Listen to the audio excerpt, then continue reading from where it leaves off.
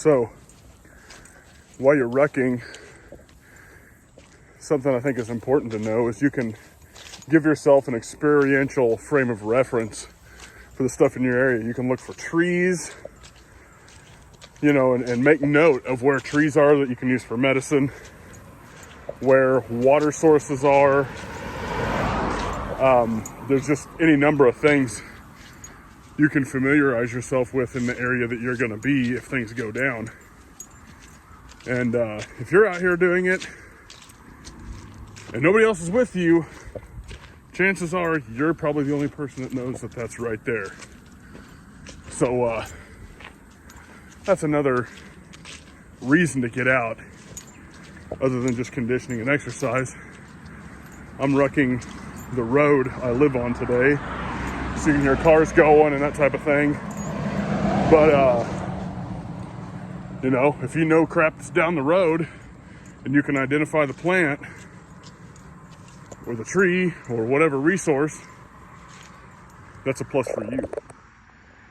Shane, here you go, buddy. Some kind of mushroom there, dude. It's a pretty good sized one. Interesting stuff, dude.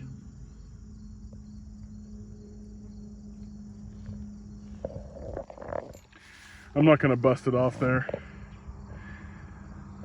but figured you might know what this is. I'm not very good about my mushrooms. So I'm about a quarter of a mile from my house, just kind of moving.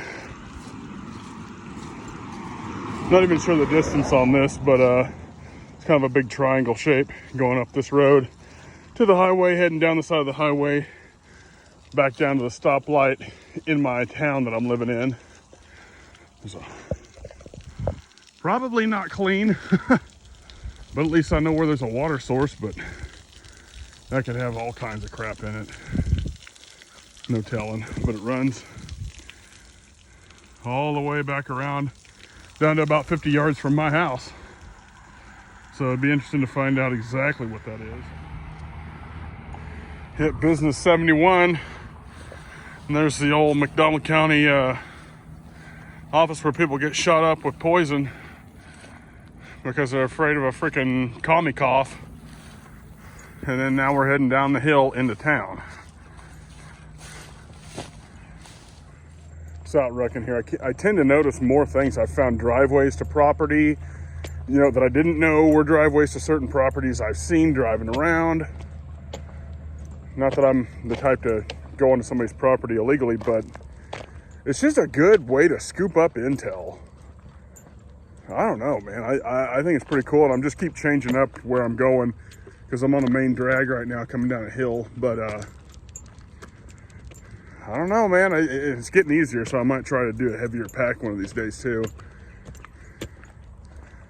But just thought that was kind of cool to find different driveways to properties, and just it's almost like you download the area a little bit more when you get out in it. You know, more terrain features. You notice things that you don't notice when you're driving down the road, and stuff I've been past 1,000 times. So, you know, it's just really I don't know, I guess that's what I'm going to call this, is experiential frame of reference. You know, and getting out and putting, you know, foot to pavement and hand to tool is the only thing that's going to give you that.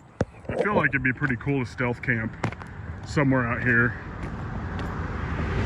I really don't want to get in trouble or anything, but at the same time, man, doing some stealth camping would be pretty rad, just to get the, again, experiential frame of reference on that.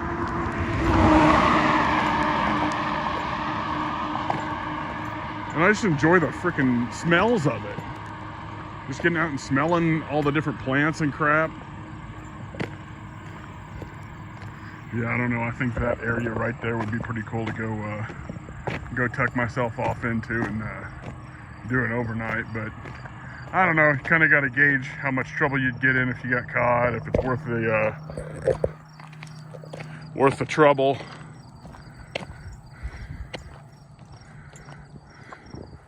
Wish I knew the distance of this, but I'm not going to blow it up on a map and put it on this video. But I don't know. It just seemed like a different track to be on A little bit more enjoyable than the other spot, but more driveways to different places that just look like you're driving up into a field, but it's actually somebody's house over there. Not that I want to, you know. Yeah, you know what I mean. I don't know, it's pretty cool though. So I don't particularly have a monologue, but I just wanted to say, you know, think about that thing that you need a more, you know, experiential frame of reference on, whether it's working on a vehicle, getting out, moving your rear end down the road, learning about trees or plants, or any of that stuff. There's always something that you could be getting more experience at. And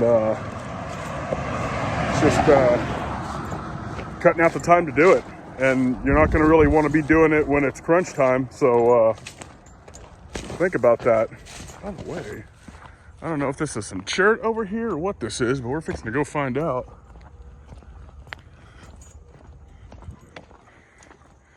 Nah, I don't think it is. Could be.